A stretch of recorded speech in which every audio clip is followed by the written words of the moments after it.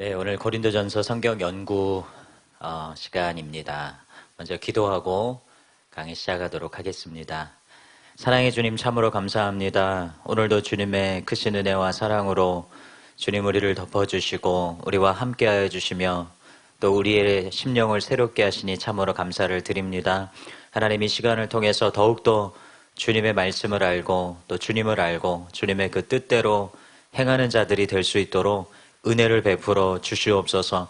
하나님 우리에게 참으로 지혜와 계시형을 부어주셔서 하나님을 알게 하시고 하나님의 그 뜻대로 살아가는, 그래서 주님을 기쁘시게 하며 주님의 뜻을 다 이루는 자들 될 수 있도록 주님 은혜를 베풀어 주시옵소서. 감사드리며 예수님의 이름으로 기도합니다. 아멘. 네, 오늘은 고린도전서 10장 2절에서 4절 그리고 7절에서 10절 말씀을 살펴보도록 할 것인데요. 먼저 지난 시간 말씀을 여러분 좀 상기하시면 좋을 것 같습니다. 우상제물을 먹는 문제에 대해서 지금 다루고 있습니다. 이 주제에 대한 바울의 첫 번째 논지는 지난 시간에 살펴본 것처럼 약한 자들을 향해서 지식을 자랑하는 것이 아니라 사랑으로 행할 것을 권면하는 것이었습니다. 9장 말씀은 이 문제와 직접적으로 연관이 없는 것처럼 보여서 후대에 편집된, 추가된 그런 본문으로 보는 견해가 있는데, 내용을 살펴보면 우상제물에 대한 이 바울의 가르침의 중요한 부분을 차지한다는 것을 알 수가 있습니다. 이 9장에서 바울의 논지는 첫 번째는 바울이 사도임에도 불구하고 사도로서의 권리를 취하지 않았다는 것이죠. 바울이 여러 가지를 근거로 삼아서 이것을 말합니다. 상식에 근거해서 말하기도 하고 또 율법, 예수님의 말씀, 또 고린도 성도들에 대한 바울의 사도로서의 지위, 이런 것을 근거로 자신이 사도로서 경제적 도움을 받을 권리가 있지만 복음을 위해서 그것을 포기하고 또 내려놓았다는 것을 말하고 있습니다. 바울의 두 번째 논지는 자유자로서 자유를 포기하고 종과 같이 모든 이들에게 나아가서 영혼을 구원하기 위해서 모든 것을 행했다, 이것을 말하는 것이죠. 그리고 바울은 자신의 이러한 헌신이 단순히 상급과 연관된 문제가 아니라 영생과 연관된 것임을 9장 마지막 부분에 강조하고 있습니다. 특별히 여러분 잘 아시는 27절 말씀에 내가 내 몸을 쳐 복종하게 함은 내가 남에게 전파한 후에 자신이 도리어 버림을 당할까 두려워함이로다. 이 말씀을 통해서 이 바울의 의도를 분명히 드러내고 있습니다. 이러한 흐름을 우리가 이해하면서 오늘 말씀을 살펴보도록 하겠습니다. 먼저 고린도전서 10장 2절에서 4절 말씀 우리 함께 읽도록 하겠습니다.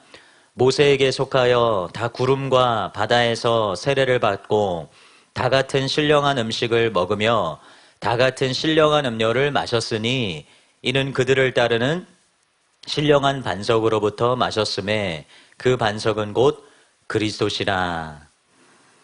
먼저 이 구절을 살펴볼 때 유의해야 될 것은 10장 1절에 한글 성경에는 번역이 되지 않았지만 왜냐하면 가르라는 용어죠.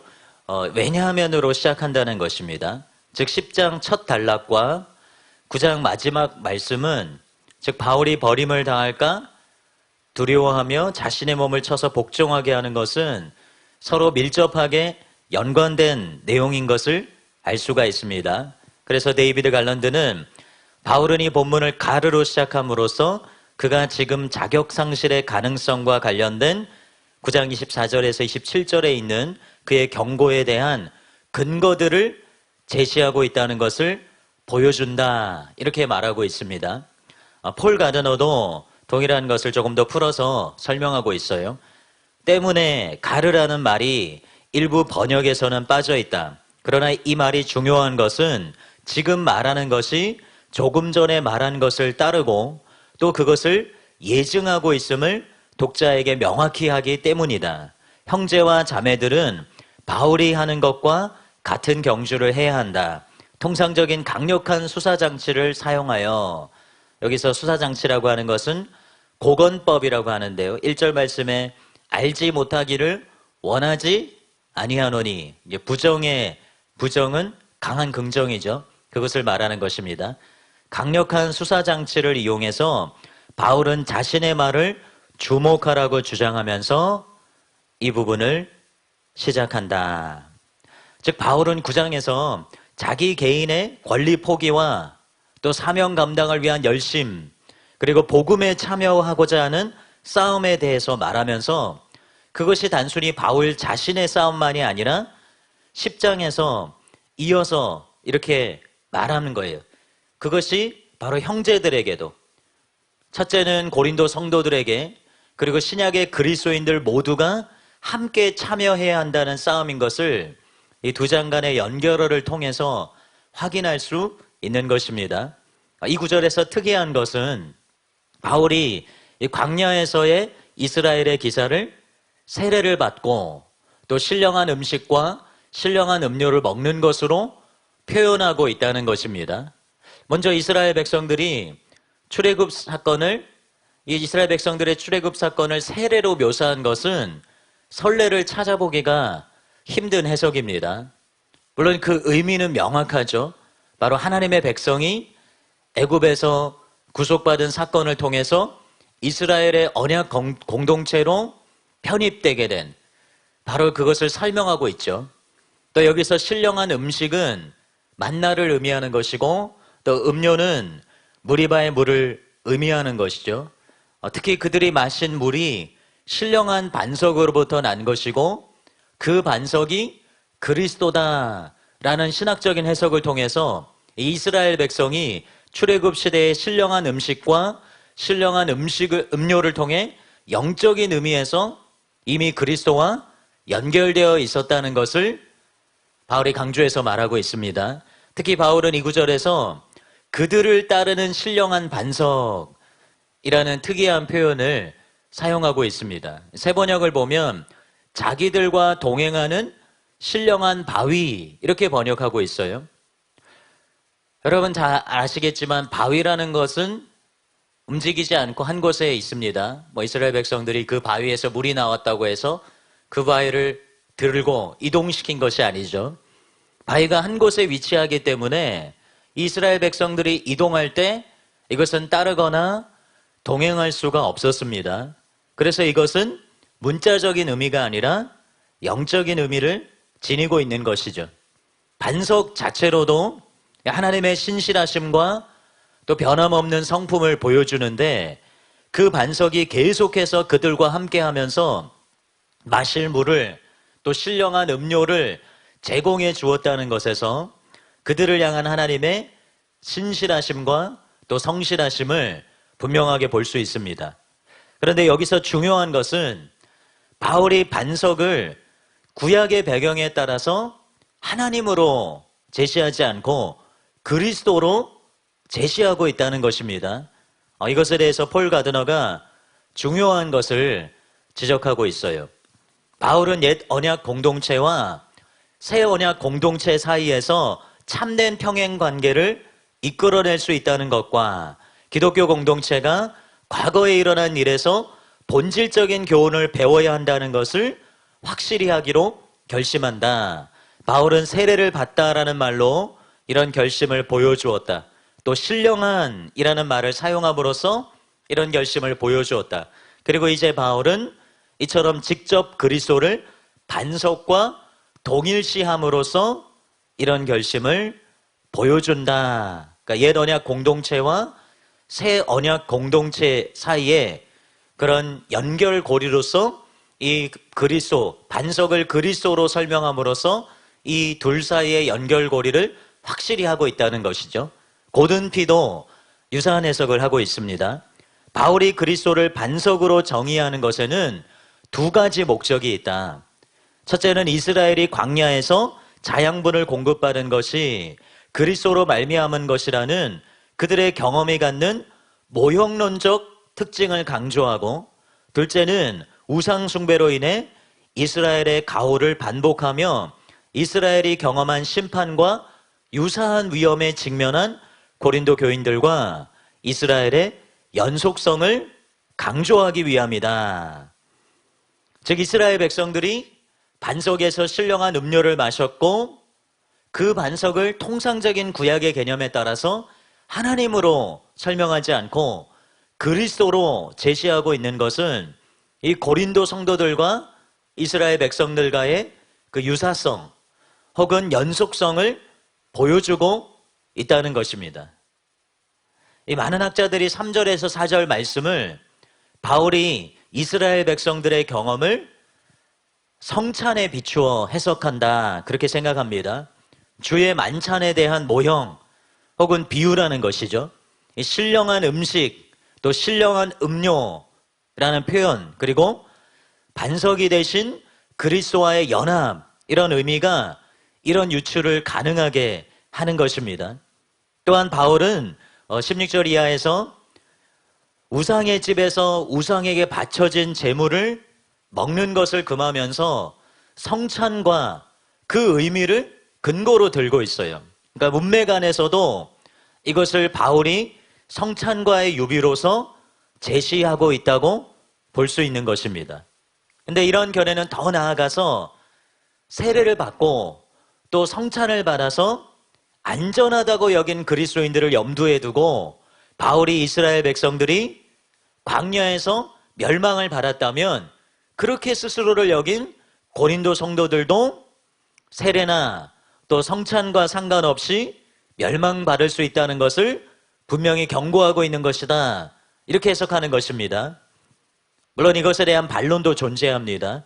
이 신령한 음식, 신령한 음료라는 표현을 바울이 쓴 것은 맞지만 그리고 그 표현이 성찬과의 관계성을 보여줄 수 있다고 해석할 수 있지만 또한 여러 학자들은 이것을 단순하게 하나님의 백성이 되어서 하나님의 보호하심과 또 하나님의 은혜를 받은 것으로 보아야 한다. 그렇게 생각하기도 합니다. 특히 양식과 음료가 신령하다고 표현했는데 그것의 구체적인 의미가 무엇인가를 가지고 논쟁이 있어요. 그러니까 신령한을 어떻게 해석하느냐에 따라서 성찬과의 관계를 정의할 수 있다고 보기 때문입니다. 이렇게 주장하는 사람들은 여기서 이 신령한이라는 것의 의미를 영적인 것으로 이렇게 보기보다는 초자연적인, 그러니까 신령한 음식을 하나님이 초자연적으로 공급하셨다. 그렇게 이해하는 거죠. 하나님께서 초자연적으로 물을 먹게 하셨다. 그렇게 이해하는 것입니다. 바울이 세례에 대해서는 분명히 명확한 단어를 쓰고 있지만 이 성찬에 대해서는 명확한 단어를 쓰지 않기 때문에 이처럼 의견이 나뉘는 것입니다. 그런데 이 단락에서 중요한 것은 바울이 이스라엘 백성들의 경험을 성찬으로 해석하고 있느냐 그렇지 않느냐가 아니라 바울이 분명히 이스라엘의 경험을 고린도 성도들을 포함한 모든 신약시대의 성도들의 경험과 동일한 선상에 있는 것으로 제시하고 있다는 것이죠.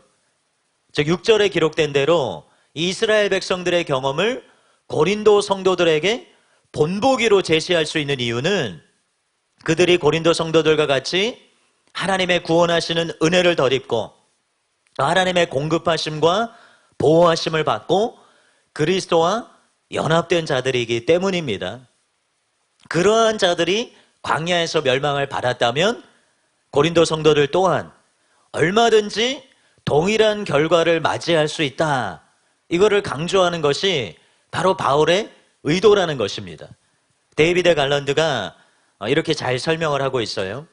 바울은 출애굽 사건들에서 고린도 교인들의 상황에 대해 그가 지적할 수 있는 유비들을 발견한다. 이스라엘 백성은 구름 아래에서 그리고 바다를 통과함으로써 세례를 받아 하나님께로 구별되었다. 이스라엘 백성은 광야의 시기에 하나님에 의해 복을 받았지만 이스라엘 백성이 뻔뻔하게 하나님의 명령에 불순종하고 우상 숭배로 돌아섰을 때 이 복들로 인해 이스라엘 백성이 자동적으로 하나님의 심판을 면하게 된 것은 아니었다. 바울에게 중요한 것은 고린도 교인들이 미끄러져서 같은 죄를 범할 위험에 있다는 것이다. 그러니까 유비, 그 둘 사이의 유사점, 그것을 통해서 고린도 성도들에게 경고하고 있다는 것입니다. 이한수 교수님은 조금 더 쉬운 그런 표현을 통해서 이렇게 설명하고 계세요. 바울은 왜 구약 이스라엘 백성의 광야 생활을 신약의 성례적인 용어들을 빌려 표현하였을까? 그는 무슨 이유로 그들이 모두 모세의 세례를 받고 신령한 음식을 먹으며 신령한 음료를 마셨다고 말하였을까? 한마디로 말해서 의식은 아무리 거룩하고 중요하다 하더라도 하나님께 순종하고 신뢰하는 마음이 없는 사람들의 궁극적인 운명을 보장해 주지 못한다는 것을 경고하고 교훈하기 위함이었다. 바울 자신도 버림을 받지 않기 위해서 열심히 전력을 다해 경기하는 경기자들처럼 스스로 절제하고 자신의 몸을 쳐 복종시켜야만 했다. 마찬가지로 신구약의 모든 성도들도 그들이 하나님의 참 백성이라면 이렇게 경성하고 절제하는 생활을 해야 한다. 그러니까 이스라엘 백성과 이 고린도 성도들의 유사성, 그것을 명확하게 보여줌을 통해서 바로 이스라엘 백성들에게 일어났던 일이 고린도 성도들에게 일어날 수 있다. 이것을 강조하고자 바울이 지금 이 이스라엘 백성들의 그 출애굽 경험을 세례, 또 신령한 음식, 신령한 음료, 이러한 표현들로 설명하고 있다는 것입니다.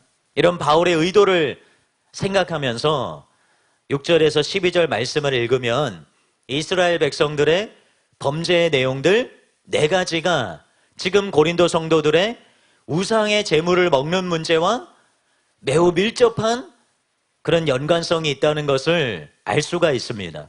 데이비드 갈런드는 이 4가지, 여러분 아시는 우상 숭배, 그리고 음행, 시험하는 것, 그리고 원망하는 것이죠. 이것이 단순히 관습적인 죄 목록을 만들고 있는 것이 아니라 고린도 교회의 상황에 구체적으로 적용되는 죄들을 적고 있다, 그렇게 말합니다. 그러니까 이스라엘 백성들이 지은 죄가 꼭 이 4가지만 있는 것은 아니잖아요. 물론 핵심적인 것들이기는 하지만 왜 바울이 이 4가지를 지금 제시하고 있는가? 그것은 지금 이 우상의 재물을 먹는 문제와 연관해서 그들에게 적용될 수 있는 그런 것들을 바울이 구체적으로 적용되는 죄들을 지금 제시하고 있다는 것이죠. 토마스 슈라이너도 이렇게 말하고 있습니다. 바울이 이 논의를 틀에 맞추는 방식은 고린도 성도들을 위해 이스라엘의 역사의 중요성에 초점을 맞추는 것이다. 광야 세대의 이야기들은 고린도 성도들을 위한 본보기로 기능한다. 이스라엘의 역사는 단순히 고고학적 관심에서 제시되는 것이 아니라 바울 세대의 교회에 적합하고 적용되는 것이며 특별히 우상 제물에 관한 문제와 연관되는 것이다. 그러니까 바울이 아무렇게나 지금 이스라엘 백성들의 죄악을 제시하고 있는 것이 아니라 그것이 핵심적인 죄악들이었던 것은 맞지만 특별히 지금의 맥락에서 고린도 교회의 상황, 특별히 우상의 제물을 먹는 문제와 연관해서 바울이 지금 이 죄의 목록들을 제시하고 있다고 봐야 된다는 것이죠. 이것은 바울이 지금 이 죄들을 서술하는 구조를 통해서도 확인할 수가 있습니다. 여기서 본보기가 된다라는 말은 6절과 11절에 2번 기록이 되어 있습니다. 우리 함께 읽어보겠습니다. 10장 6절입니다. 이러한 일은 우리의 본보기가 되어 우리로 하여금 그들이 악을 즐겨한 것 같이 즐겨하는 자가 되지 않게 하려 함이니. 또 11절 말씀에 보면 그들에게 일어난 이런 일은 본보기가 되고 또한 말세를 만난 우리를 깨우치기 위하여 기록되었느니라.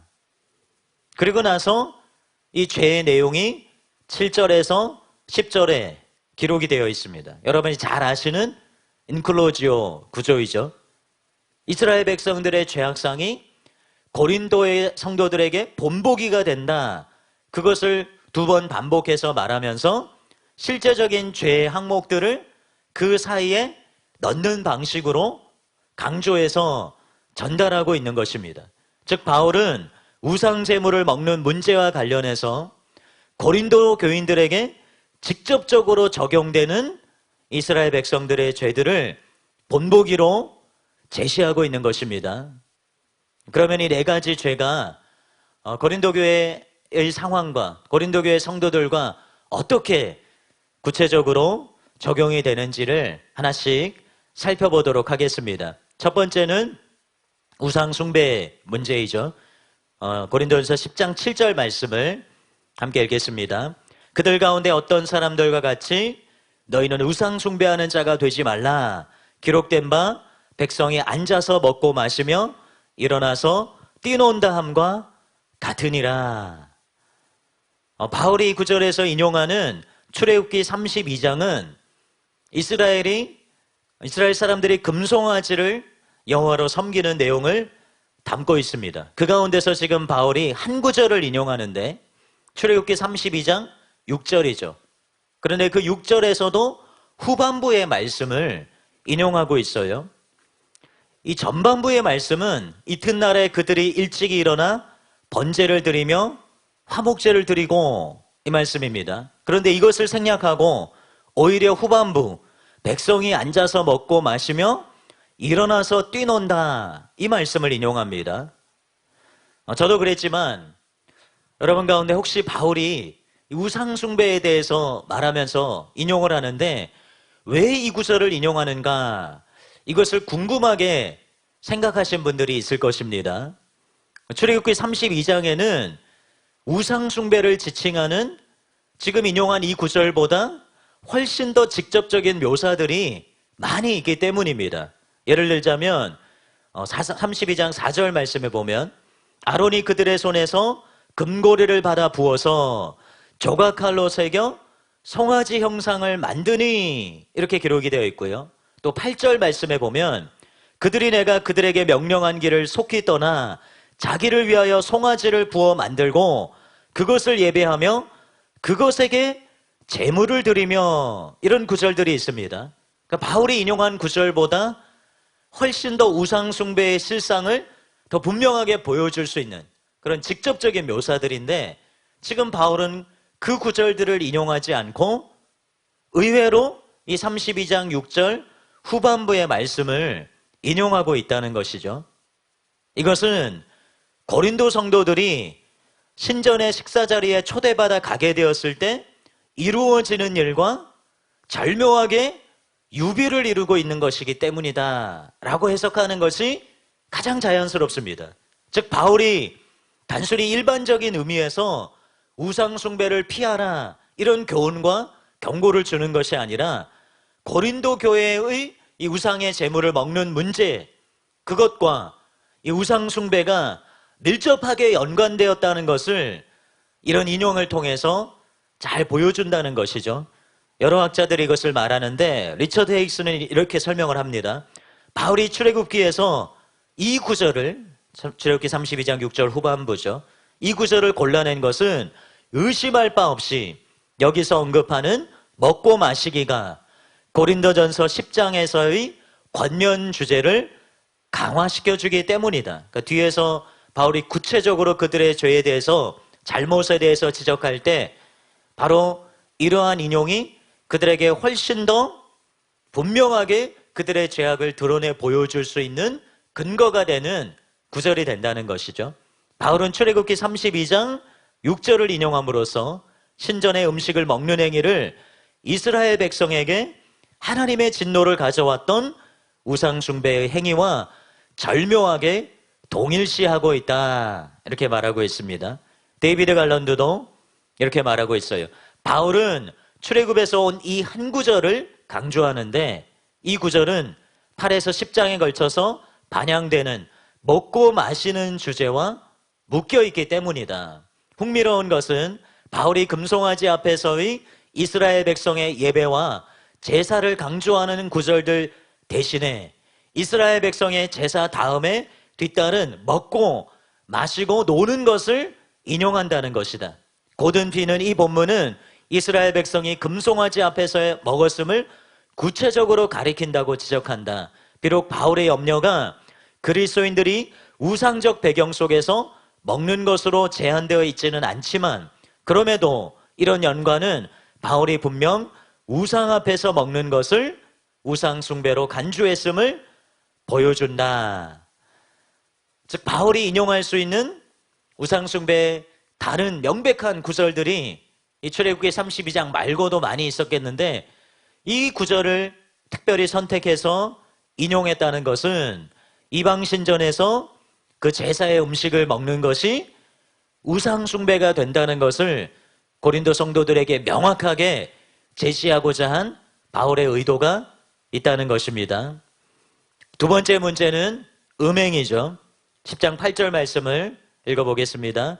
그들 중에 어떤 사람들이 음행하다가 하루에 2만 3천 명이 죽었나니 우리는 그들과 같이 음행하지 말자.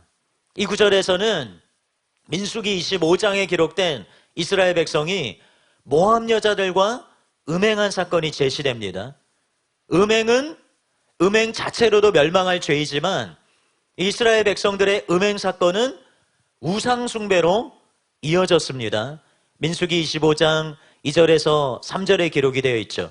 그 여자들이 자기 신들에게 제사할 때에 이스라엘 백성을 청함해 백성이 먹고 그들의 신들에게 절함으로 이스라엘이 바알보올에게 가담한지라 여호와께서 이스라엘에게 진노하시니라. 여기서 70인역으로 이 구절을 보면 신들에게 라고 되어 있는데 70인역에는 우상들에게 라는 단어를 사용해서 이 고린도 성도들의 모습과의 연관성이 더욱 현저하게 드러납니다. 또한 바울이 7절에서 아까 인용한 출애굽기 32장 6절 말씀에서 일어나서 뛰논다 이런 표현이 있는데, 이것에 대해서 많은 학자들은 이 표현이 성적인 함의를 지니고 있는 것으로 해석합니다. 앉아서 먹고 마시는 것으로 끝나는 것이 아니라 일어나서 노는 행위, 이것은 성적인 함의, 문란하고 방탕한 그런 행위들을 함의하고 있다는 것이죠. 즉 우상숭배는 제사 음식을 먹고 술을 마실 뿐만이 아니라 성적으로 방탕한 행동들로 이어진다는 것입니다. 우상숭배와 음행이라고 하는 것이 매우 밀접한 관련을 맺고 있는 것입니다.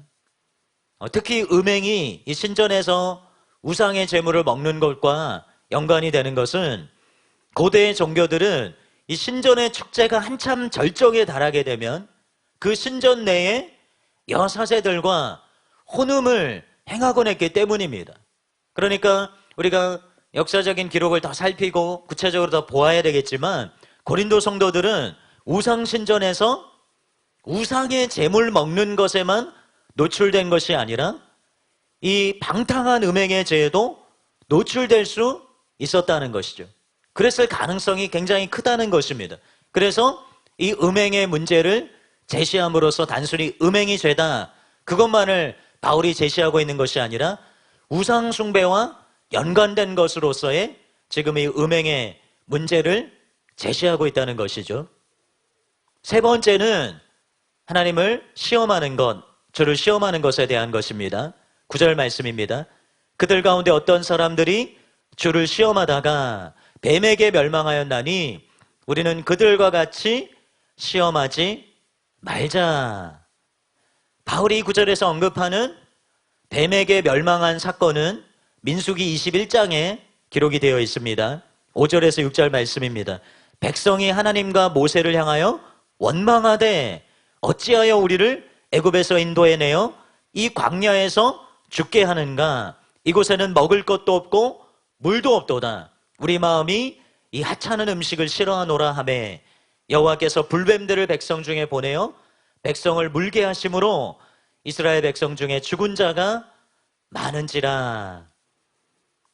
그런데 지금 우리가 방금 읽은 이 말씀, 여기에서 뱀에게 멸망한 사건은 있지만 이것이 주님을 시험한 사건으로 그렇게 민수기 21장이 기록하고는 있지는 않습니다. 이 사건과 관련해서 주를 시험하는 것으로 직접적으로 묘사하는 것은 시편 78편 18절의 말씀이죠. 그들이 그들의 탐욕대로 음식을 구하여 그들의 심중에 하나님을 시험하였으며 이렇게 기록되어 있습니다. 이스라엘 백성들에 대한 이러한 묘사는 이방 신전에서 우상에게 드려진 음식을 먹는 이들의 모습과 오버랩이 되죠. 그러니까 지난 시간에 이방 신전에 초대되어서 연애를 즐기는 사람들은 단순히 바른 지식 때문이 아니라 그들의 사회적이고 또 경제적인 네트워크, 그것에 대한 열망, 그것을 버릴 수 없는 이기적인 이유 때문일 수 있다는 말씀을 드렸습니다. 근데 이것이 그들의 행동이 하나님을 향한 시험이 될 수 있다는 중요한 힌트를 제공해 줍니다. 즉 그들은 하나님의 뜻을 따르는 것보다 자신들의 배를, 자신들의 유익을 귀중히 여기고 또 하나님의 선하신 공급하심보다 자신들의 수단과 방법에 의존해서 하나님을 전적으로 의지하지 않는 잘못을 범하고 있었던 것이죠. 무엇보다도 그들은 그것이 죄가 될 수 있다는 것을 고려하며 조심하지 않고 자신들의 유익을 따라서 행하면서 두려워하거나 또 죄의식을 느끼지 않은 것입니다. 다른 목사님께서 책에서 인용하신 시험하는 것에 대한 토마스 멘톤의 해석의 일부를 재인용하겠습니다. 그들은 하나님의 공의를, 즉 과연 하나님이 그들에게 보응을 가하시는지의 여부를 시험하였던 것이다. 따라서 우리가 자발적으로 죄인 줄 알면서도 어떤 죄악에 빠질 때 우리는 그리스도를 시험하는 셈이다. 그것은 감히 하나님과 싸우려는 것이요 하나님의 진노를 부추기는 일이다. 그것은 하나님이 과연 경고의 말씀대로 엄격하신지를 시험하려는 행동이며 또한 그분의 진노와 공의와 권능을 시험해 보고자 하는 행동이다. 이렇게 말하고 있어요. 이스라엘 백성들이 바로 이런 죄에 빠져 있었고 고린도 성도들도 역시 지금의 이 상황 속에서 동일한 죄의 유혹에 빠져 있었다는 것입니다. 과연 하나님께서 엄하게 시험하실까? 엄하게 행하실까? 판단하실까? 그 진노와 그 공의와 그 권능을 시험해 보려는 행위라는 거예요. 앤서니 티슬턴은 또 이렇게 설명을 합니다. 출애굽기와 민수기에 나타난 이스라엘과 고린도의 강한 자 사이에 드러나는 공통점은 오만한 착각으로 하나님의 인내심을 시험하는 것이다. 곧 그들은 하나님께서 자기 백성을 끝까지 지키실 것이며 어떤 경우에도 그들을 버리시지 않으실 거라는 자신만만한, 그러면서도 신실하지 못한 착각에 빠져 있었다. 이처럼 지나친 확신에 근거하여 하나님의 사랑 가득한 보호하심과 그들의 의도적 욕망을 맞붙여 보려는 그들의 시도는 성공하지 못했다. 그들은 뱀에 의해 멸망당하는 처지가 되고 말았던 것이다. 이제 바울의 관점에서 이 고린도 교회 성도들 중 일부는 자신의 자유와 권리를 내세우면서 하나님과 세상 사이를 위험하게 줄타기하고 있었다는 것입니다. 이것은 하나님의 인내심을 시험하는 것이고 자신들의 영혼을 위태롭게 하는 행동이었던 것입니다. 마지막으로 네 번째 원망이죠. 10절 말씀입니다. 그들 가운데 어떤 사람들이 원망하다가 멸망시키는 자에게 멸망하였나니 너희는 그들과 같이 원망하지 말라. 이스라엘의 멸망의 원인이 원망이었다는 것은 성경의 여러 곳에서 기록을 하고 있습니다. 주로 민수기에 기록이 되어 있는데 이스라엘 백성의 원망의 대상은 주로 직접적으로는 모세였지만 하나님은 그것을 하나님에 대한 원망으로 여기셨습니다. 물론 그들이 직접적으로 하나님에 대해 원망하는 경우도 있었죠. 학자들은 이스라엘 백성이 하나님께서 임명한 지도자에게 불평했듯이 고린도 교인들이 바울에 대해서 불평하고 그의 충고를 듣기를 거절하는 것에 대해서 바울이 경고하는 것으로서 이 항목을 이 고린도 교회의 상황과 연결시킬 수 있다고 보고 있습니다. 이제 이 경고의 요점이라고 할 수 있는 12절 말씀에서 바울은 여러분 잘 아시는 말씀이죠. 선줄로 생각하는 자는 넘어질까 조심하라 이렇게 경고합니다. 그런데 여기서 선줄로 생각하는 자는 1차적으로 누구겠습니까? 바로 자신들이 지니고 있는 그 온전하지 못한, 스스로는 온전하다고 생각하지만 하나님의 관점, 바울의 관점에서 볼 때는 온전하지 못한 지식을 근거로 자유와 권리를 주장하던 이 고린도 교회 일부 성도들을 지칭하는 것입니다. 여기서 중요한 것은 바울이 넘어질까 조심하라 이렇게 말하고 있는데, 이 넘어진다는 것의 의미를 우리가 잘 이해하면 선줄로 생각한다라는 것의 의미도 잘 이해할 수가 있어요. 근데 여기서 넘어진다라는 표현은 앞뒤 문맥을 통해서 잘 살펴봐야 되겠죠. 특별히 5절과 8절에 보면 이스라엘이 그 범죄로 인해서 당한 결과를 나타내는 표현들이 있는데, 그 표현들과 이 넘어진다라는 표현이 일맥상통한다는 것을 알 수가 있습니다. 먼저 5절에 보면 그러나 그들의 다수를 하나님이 기뻐하지 아니하셨으므로 그들이 광야에서 멸망을 받았느니라 이렇게 기록되어 있어요. 개역 성경에 보면 광야에서 멸망을 받았느니라 이렇게 해석된 말씀이 공동 번역으로 보면 죽어서 그 시체가 여기저기에 흩어지게 되었습니다 이렇게 번역하고 있습니다.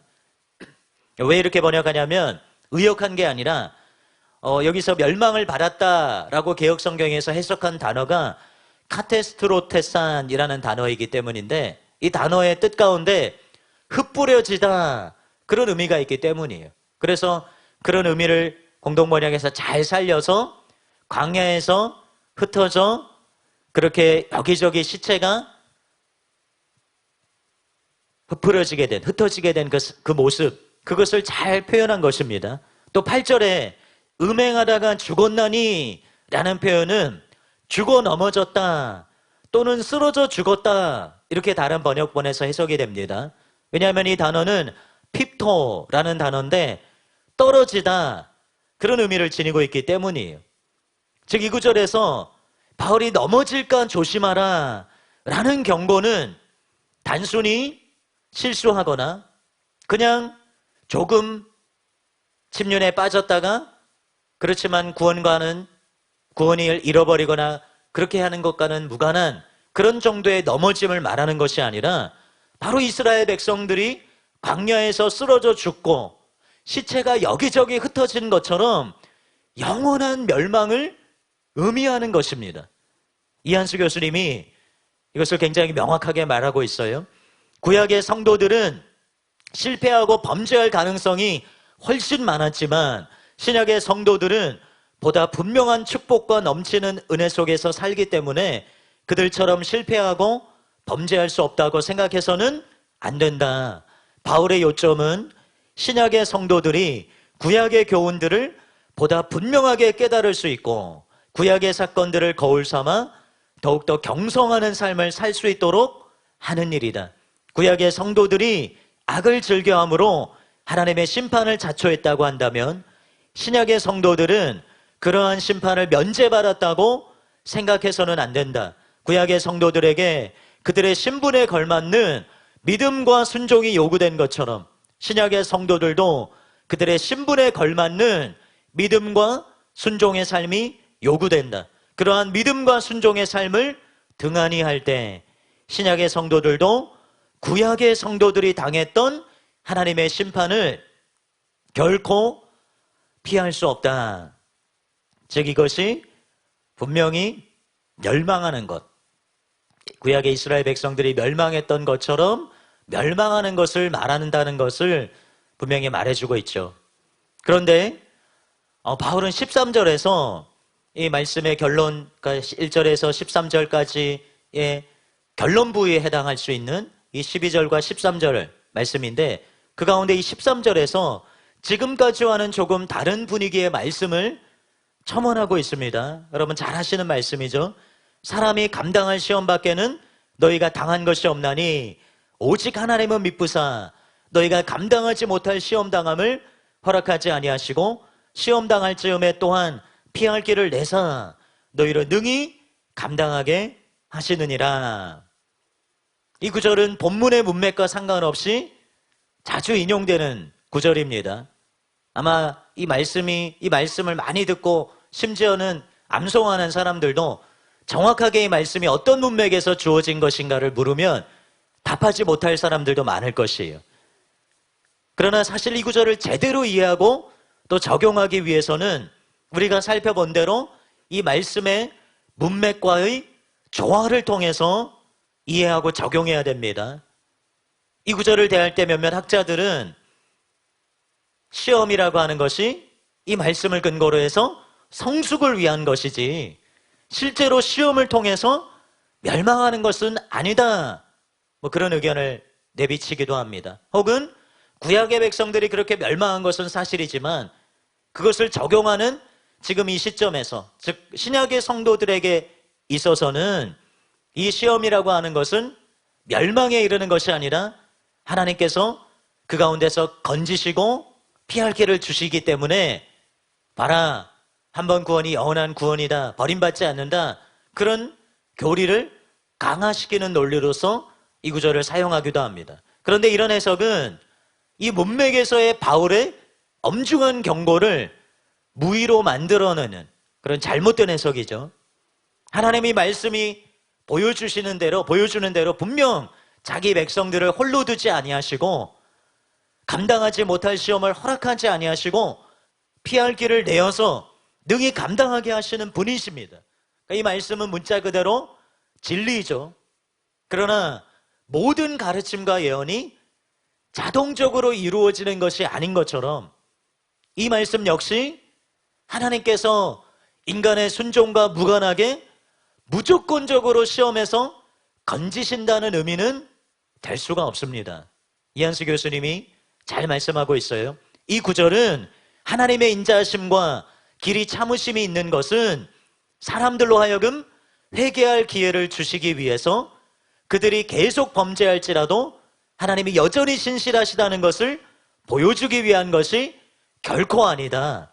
오히려 신구약 성경은 시종일관 하나님께서 신실하시기 때문에 인간도 마땅히 성실해야 할 것을 교훈한다. 하나님의 성실성은 인간의 책임 있는 성실성의 기초가 된다. 그러므로 하나님의 미쁘심을 발견하는 사람은 더욱더 하나님을 의지하고 그의 성실하심을 신뢰해야 한다. 인간은 타락하고 범죄하기가 쉽기 때문에 자신의 육신을 의지해서는 안 되고 하나님의 성실하심을 의지해야 한다. 이렇게 말하고 있습니다. 바울이 단락에서 분명히 말하고 있는 것처럼 이 하나님의 소유되었던 이스라엘 백성들도 광야에서 실제로 멸망을 당했습니다. 그들에게 하나님의 도우시는 은혜가 베풀어지지 않았기 때문이 아니죠. 분명히 그들에게 하나님의 크신 은혜가 주어졌습니다. 그럼에도 불구하고 시험을 이기지 못하고 실패했습니다. 그러므로 이것은 실제로 넘어지고 멸망할 수 있다는 의미를 희석시키는 것이 아니라 실패한 이스라엘의 모습을 보면서 고린도 성도들이 낙담하고 포기할 것이 아니라 하나님의 도우시는 힘을 덧입어서 그들과 다른 길로 갈 것을 격려하고 도전하는 말씀인 거예요. 그러니까 이스라엘의 본보기를 통해서 먼저는 두려워해야 되고 깨어 있어야 합니다. 그러나 성도들을 향한 하나님의 뜻은 멸망이 아니라 시험을 이기고 사는 것임을 강조하고 있는 것입니다. 신현우 교수님은 이렇게 말하고 있어요. 바울은 이스라엘이 광야에서 실패했기 때문에 새 이스라엘도 실패할 수밖에 없다는 패배주의적 숙명론에 동의하지 않는다. 하나님께서는 우리를 일부러 넘어뜨리고 벌하시는 분이 아니다. 하나님께서는 신실하시며 우리가 능히 감당할 수 있는 시험을 주심으로 감당하지 못하고 책임을 하나님께 돌리며 핑계할 수 없다. 넘어질 위험이 분명 우리 눈앞에 있고 그래서 그것에 대해서 핑계하거나 책임을 하나님께 돌릴 수는 없다는 것이죠. 하나님의 뜻을 알아서 승리를 주시는 분을 덧입어서 바른 선택을 해서 끝까지 승리하라는 것입니다. 믿는 자의 책임을 요구하는 것입니다. 그러므로 이 구절을 어떤 시험이든지 하나님께서 무조건 이기게 하시니까 버림받을 일은 없다. 신약의 그리스도인들은 버림받을 일은 없다. 이렇게 받아들이는 것은 완전한 오독이라고 할 수 있어요. 잘못된 해석입니다. 지금까지의 논의를 정리해보면 10장에서 바울은 하나님의 백성인 이스라엘이 그리스도와의 연합을 이룬 이스라엘이 범죄함으로 광야에서 엎드려 죽게 되었다는 사실을 통해서 고린도 성도들도 범죄할 때 동일한 결과를 맞이하게 될 것을 경고합니다. 그리고 이어지는 16절에서 22절까지의 말씀을 통해서 바울은 성찬을 통해 믿는 자가 그리스도와 한 몸이 되고 또 하나님과 교제하게 되는 것처럼 우상의 제물을 먹을 때 그 배후에서 역사하는 귀신과 교제하게 된다는 것을 말하면서 이방신전에서 우상에게 바쳐진 제물을 먹는 것을 우상숭배로 규제하고 그렇게 규정하고 그것을 금지합니다. 8장 말씀을 통해서 바울은 분명히 우상은 아무것도 아니고 하나님만이 유일하신 분이라는 것을 말했어요. 이것이 사실이라 할지라도 우상신전에서 우상에게 드려진 제물을 먹는 것은 결코 중립적인 것이 될 수 없다는 것입니다. 그것은 귀신과 관계를 맺는 것이 됨으로써 하나님의 성전된 그리스도인이 절대로 그렇게 행해서는 안 된다는 것입니다. 그러면서 바울은 25절에서 29절 말씀에서 이제는 허용되는 것에 대해서 말하죠. 첫째는 시장에서 파는 것은 묻지 말고 먹어라 라는 것이고요. 그럼 그 가운데는 우상에게 드려진 음식도 있을 것인데 바울은 이것을 분명히 신전에서 먹는 것과 구분합니다. 그 이유로 시편 말씀을 들어서 땅과 거기에 충만한 것이 다 주님의 것이기 때문이라고 제시하고요. 두 번째는 불신자가 식사 초대를 했을 경우에도 묻지 말고 먹으라고 말합니다. 단 그곳에 누군가가 그 음식이 우상제물인 것을 말할 경우에는 8장의 그 원칙, 그것을 생각하면서 다른 사람들의 양심을 위해서 먹지 말아야 한다.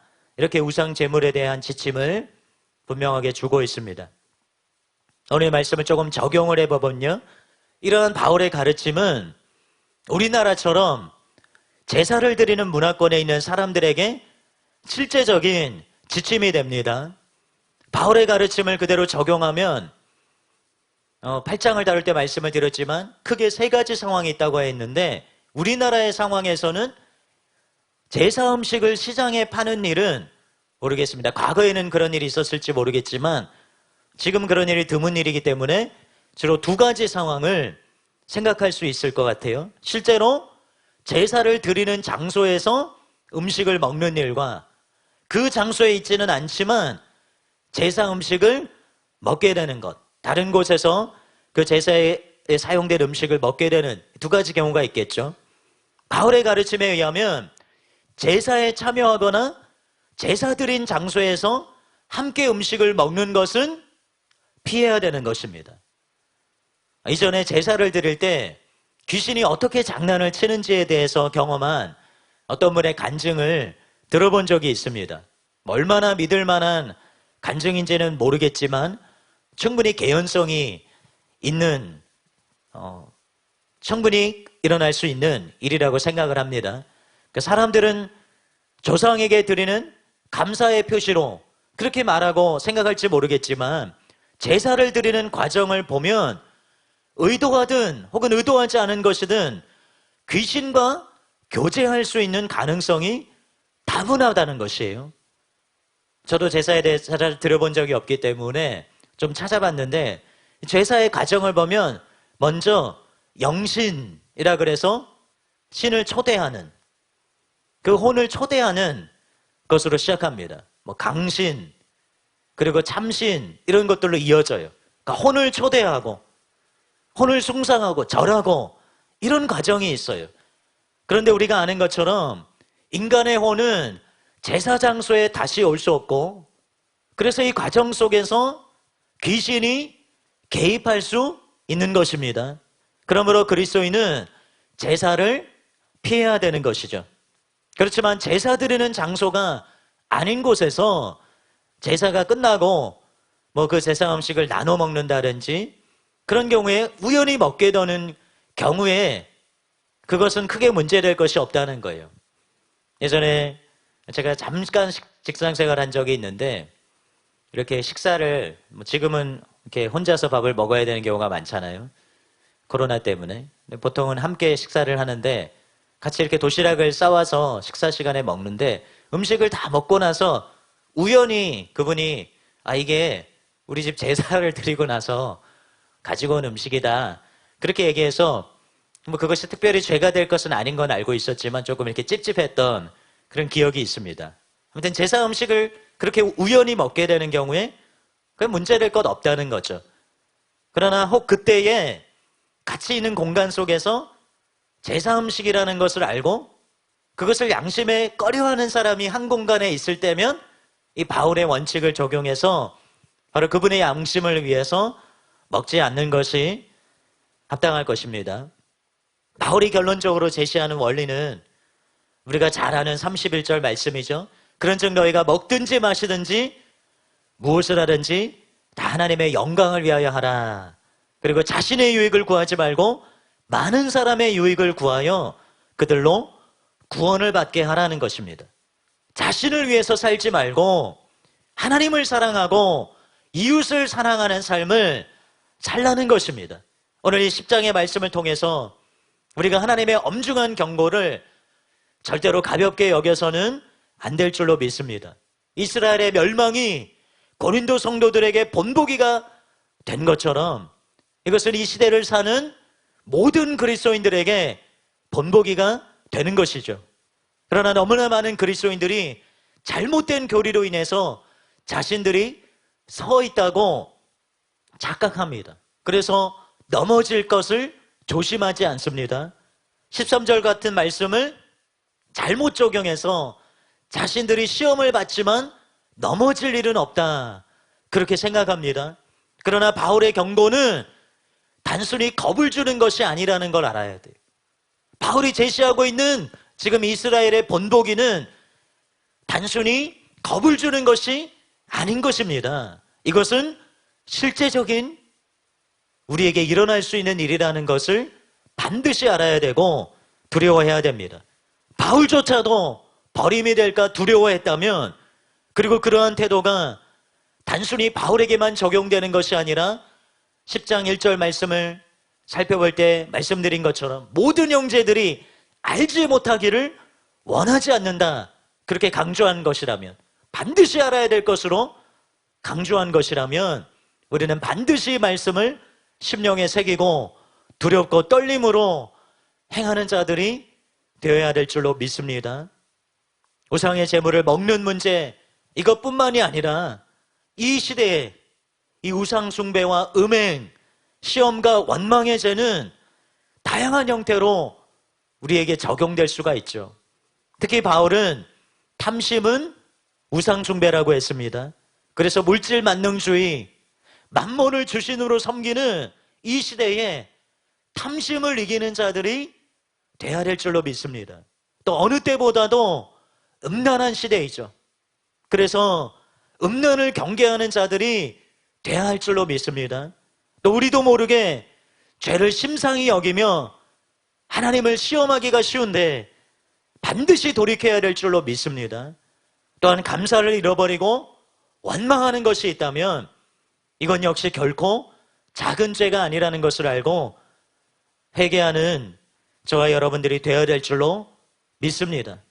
바로 이런 태도를 가진 자들을 하나님은 시험에서 건지시고 또 피할 길을 내시는 것입니다. 참된 그리스도인에게는 바로 두려움과 또 주님 안에서의 평강, 이 두 가지가 함께 공존하는 것이에요. 그래서 우리가 잘못된 길로 갈 때에는 이 두려움을 주는 말씀이 우리에게 적용되어서 참으로 두려워하고 경성하고 돌이켜 의로운 길로 빛 가운데로 다시 돌아오도록 결단할 수 있고, 또 우리가 빛 가운데 걷고 있다면 두려워만 하고 있는 것이 아니라 바로 이 평강을 누리고 바로 이 평강 가운데서 기쁨과 감사함을 올려드리는 그런 희락이 있는 신앙생활을 할 수 있는 것입니다. 이것이 바울이 우리에게 보여준 본이고 또 저와 여러분 모두가 따라야 될 그런 길인 줄로 믿습니다. 예, 강의를 모두 마쳤고요. 이 시간 기도하고 마치도록 하겠습니다. 사랑의 주님 참으로 감사합니다. 하나님의 오늘 말씀을 통해서 하나님 이것이 단순히 고린도 성도들을 향한 바울의 메시지가 아니라 바로 우리에게 주시는 바로 나에게 주시는 말씀인 것으로 알아서 참으로 두렵고 떨리는 마음을 갖는 자들이 되게 하여 주시옵소서. 바울이 너희가 알지 못하기를 원하지 않는다고 말했습니다. 반드시 우리가 알아야 된다고 말하고 있습니다. 이스라엘 백성들이 광야에서 그 시체가 흩뿌러져 죽고 그들이 멸망하고 쓰러져 정말로 하나님의 심판을 받았던 것처럼 하나님 이 시대의 모든 그리스도인들이 동일한 죄악 가운데 있을 때 동일한 심판을 받을 수 있습니다. 하나님 우리가 참으로 모든 악에서 떠나는 자들이 되게 하여 주시옵소서. 모든 우상과 음행과 시험하는 일과 원망하는 것과 또 주님 우리 각자에게 있는 모든 죄에서 떠나 참으로 하나님의 뜻대로 행하며 참으로 하나님을 온전히 섬기는 자를 되게 하시되 특별히 하나님께서 우리에게 이기지 못할 시험을 주시지 않고 또 피할 길을 내신다는 것을 믿고 주님을 전적으로 의지하게 하소서. 그러나 이것은 우리의 순종의 의무를 거두어가는 것이 아닙니다. 바울은 분명히 우리에게 산줄로 아는 자 넘어질까 조심하라 했기 때문에 참으로 조심하는 자, 넘어질까 조심하는 자 되게 하시고 모든 악에서 떠나는 자들이 될 수 있도록 은혜를 베풀어 주시옵소서. 감사와 찬양을 드리며 예수님의 이름으로 기도합니다. 아멘.